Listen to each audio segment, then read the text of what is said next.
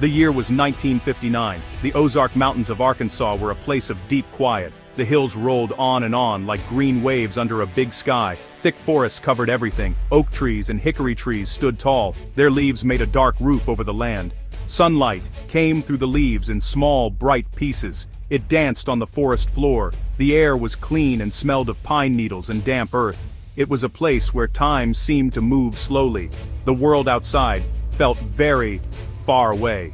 The people who lived here knew the rhythm of the seasons. They knew the sounds of the woods. Life in these hills followed old ways. Roads were often just dirt tracks. They twisted and turned through the valleys. The houses were simple, made of wood from the forest. They stood far apart from each other. Smoke would rise from the chimneys in the cool mornings.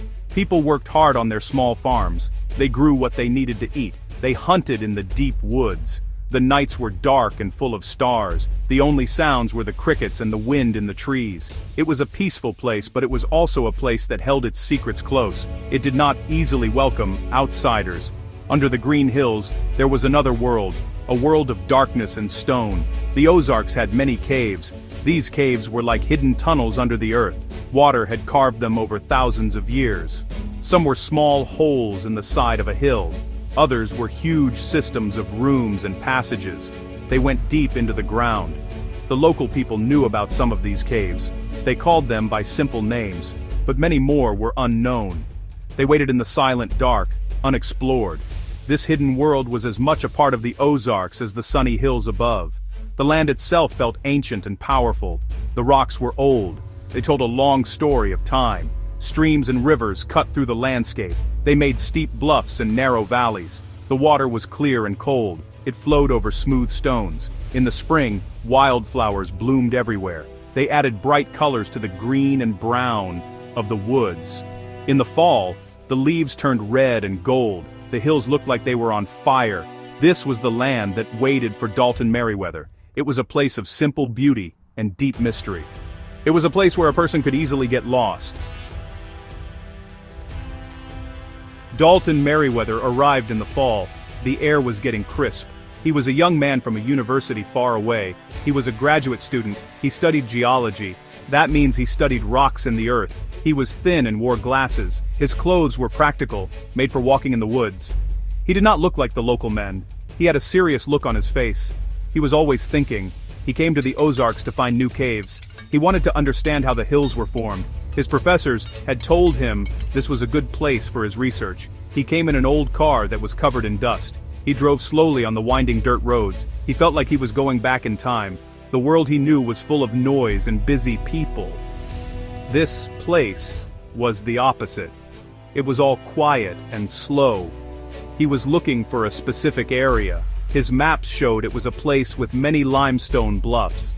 Limestone was the right kind of rock for caves. He hoped to make a name for himself. He wanted to discover something important. This trip was a big step in his studies. He was excited, but also a little nervous. Dalton was not a man who talked a lot. He preferred to listen and watch. He carried a notebook with him everywhere. He wrote down everything he saw. He wrote about the types of rocks he found. He drew pictures of the hills and trees.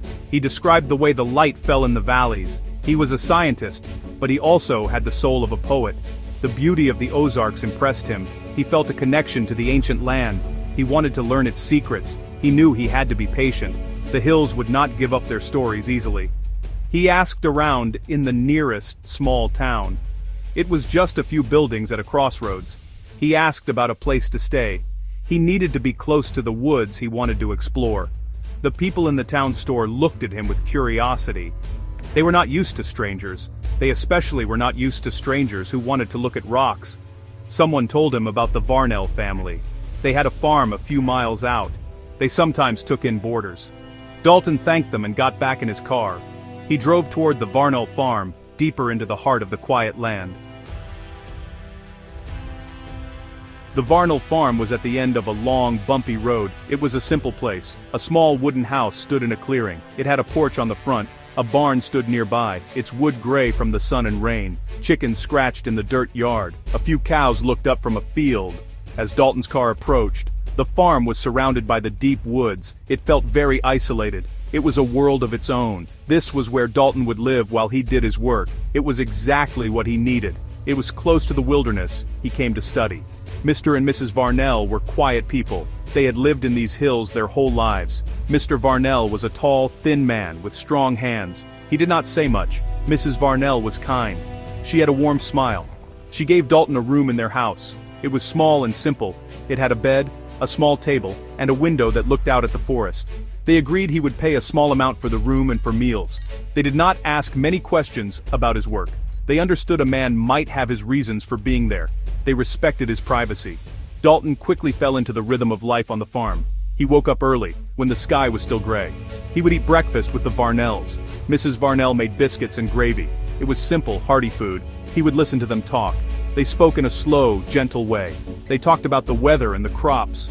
They talked about their neighbors who lived miles away. Dalton learned about the simple way of life in the Ozarks. It was a life tied to the land. It was a hard life, but it was also a peaceful one. He felt a strange comfort in its predictability. The Varnells had a son named Billy. He was a young boy about 10 years old. He was curious about the stranger staying in his house.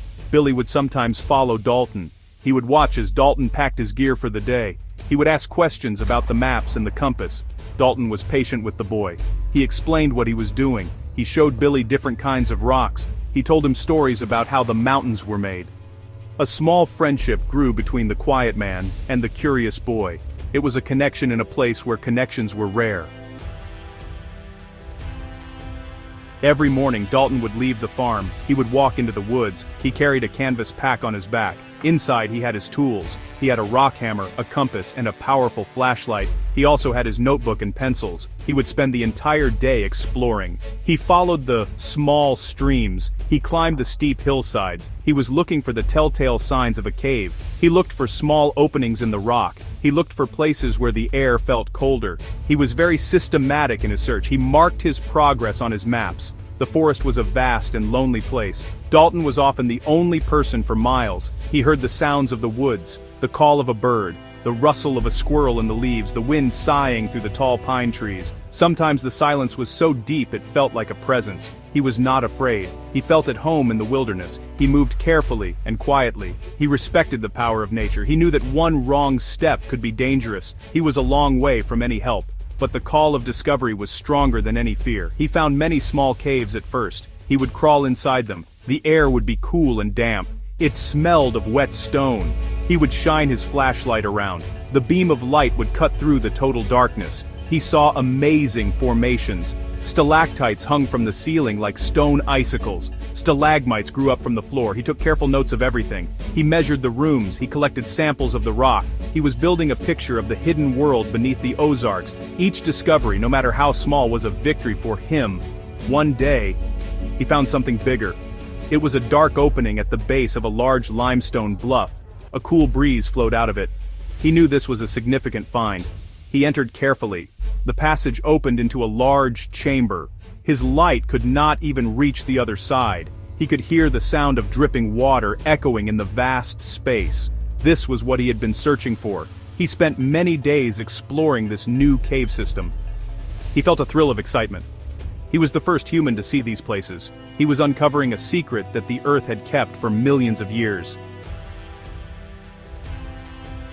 Dalton became obsessed with the large cave system. He even named it Varnell's Cavern in his notebook, wanting to honor the family he was staying with. Over time, he spent more and more hours underground, pushing deeper into the darkness. He discovered new passages and rooms. Some were small and tight, so tight he had to crawl on his belly to get through. Others were as big as church cathedrals, and the beauty of the cave was, honestly, just breathtaking. He saw walls covered in sparkling crystals and found underground pools of water that were perfectly clear. It was a silent, magical world down there. He wrote extensively in his notebook about the cave, and his scientific descriptions gradually became more personal.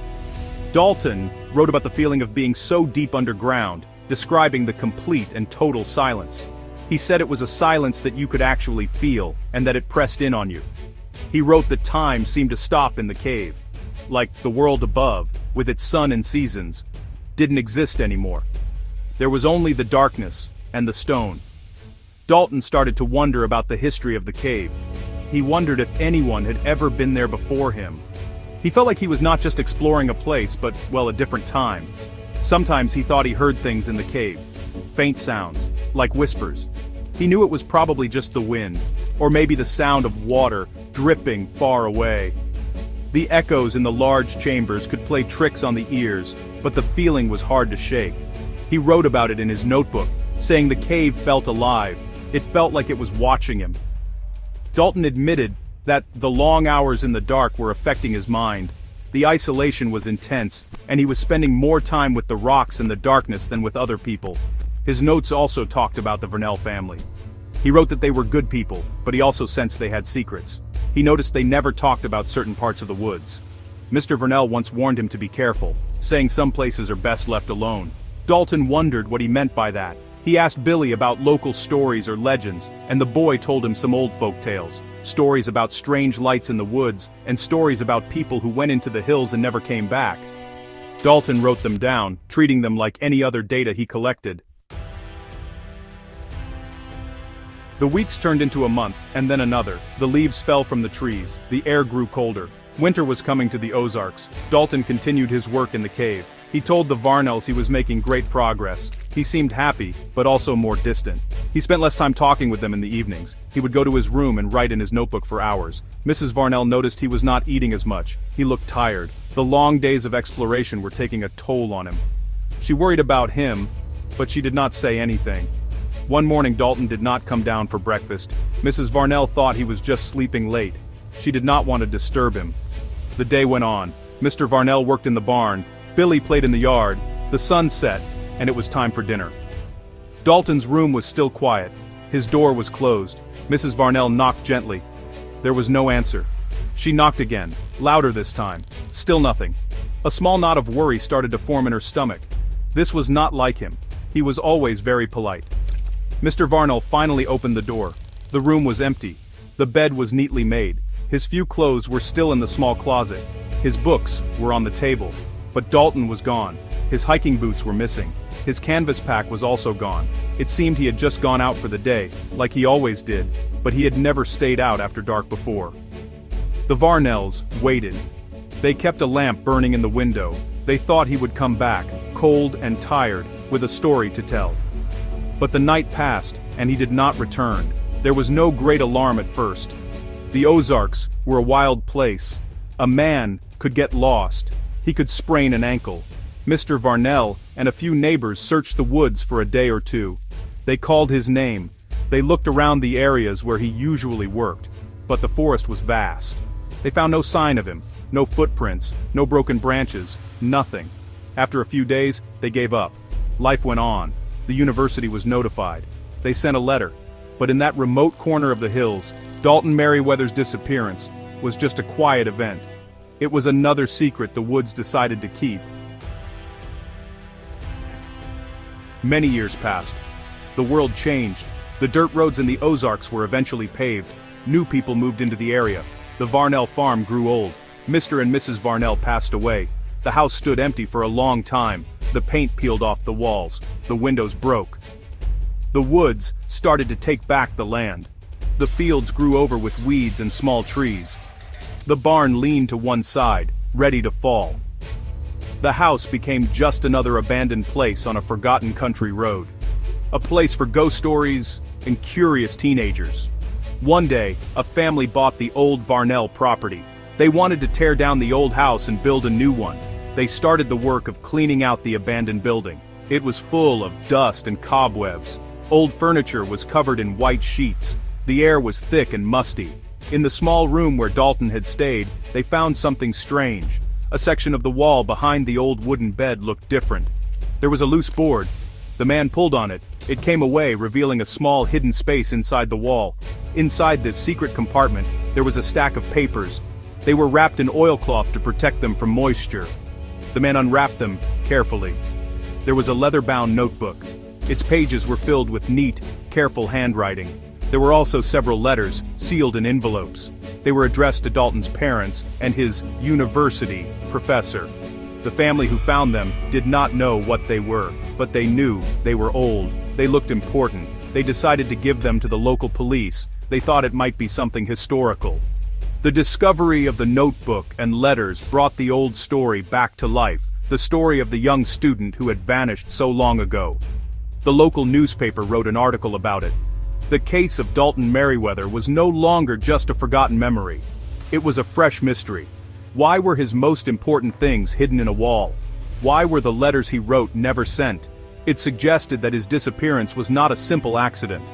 It suggested that something more complex had happened. The quiet leaving was now a loud question. A detective from the state police was assigned to the old case. His name was Detective Miles Corbin. He was a patient man. He liked solving puzzles. He took the notebook and the letters back to his office. The case was cold. It was almost 60 years old. Most of the people who knew Dalton were gone. The landscape itself had changed, but now he had a voice from the past. He had Dalton's own words. He hoped they would give him some answers. He sat at his desk under a bright lamp and began to read. The notebook drew him in immediately. He read about Dalton's arrival in the Ozarks. He read the detailed descriptions of the hills and the Varnell farm. He felt like he was seeing the world through the young man's eyes. He saw the scientist's mind at work. The careful observations. The detailed drawings of rocks and cave formations. But as he read further, he saw a change. The writing became more personal, more emotional. He read about the discovery of the large cave system. He could feel Dalton's excitement and his growing obsession with the place. Corbin read the parts about the strange feelings Dalton had in the cave, the feeling of being watched, the whispers in the dark. He read the notes about the local legends, the stories of people disappearing in the woods. He saw how Dalton was trying to be a scientist. He was trying to be rational, but the isolation and the darkness were affecting him. The detective started to form a picture of a young man under great mental stress, a man who was pushing himself to the limit, both physically and psychologically. The cave was his greatest discovery, but it was also consuming him. The detective then read the unsent letters. In the letter to his parents, Dalton wrote about his work. He told them he was safe and happy. But there was a tone of finality to it. It read like a goodbye. In the letter to his professor, he described the cave in great detail. He called it the most important discovery of his life. He also wrote something strange. He wrote that he had found something in the cave, something more than just rocks. He said he believed the local legends might be true. He wrote, "There are things in these hills that science cannot explain." The letters made the mystery even deeper. Detective Corbin closed the notebook. The lamp in his office cast long shadows. The room was quiet. He had read every word Dalton Merriweather had written. He felt like he knew the young man, but he was no closer to solving the mystery of his disappearance. The notebook and letters had only created more questions. What did Dalton find in the cave? Was it something real, or just a product of his tired mind? Did he get lost and perish in the vast underground system he had discovered, or did something else happen to him in the dark? The detective thought about the other possibilities. He considered the Varnell family. Dalton's notes described them as simple and kind, but he also sensed they had secrets. Did they have something to do with his disappearance?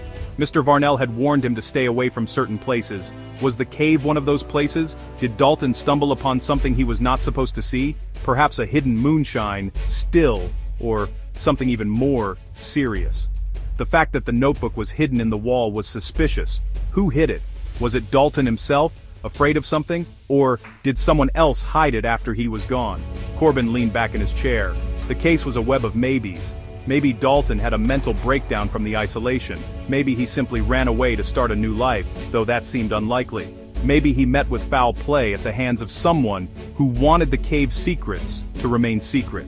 The folk tales he had collected, about people vanishing in the woods, now seemed less like stories and more like warnings. The detective realized that the truth was probably buried as deep as the caves Dalton loved to explore. It was lost in the past, covered by years of silence. The file on Dalton Merriweather remains open. It is a ghost in the archives of the state police. His notebook and letters are preserved as evidence. They are a testament to a young man's passion and a place's deep mysteries. The cave he called Varnell's Cavern has never been officially identified. Its location was lost with its discoverer. It remains hidden somewhere in the Ozark Hills, keeping its secrets in the eternal dark. The story of Dalton Merriweather ends with an unwritten page. It leaves us to wonder what he saw in the final moments before he, too, became another one of the Ozarks' quiet, unsolved mysteries.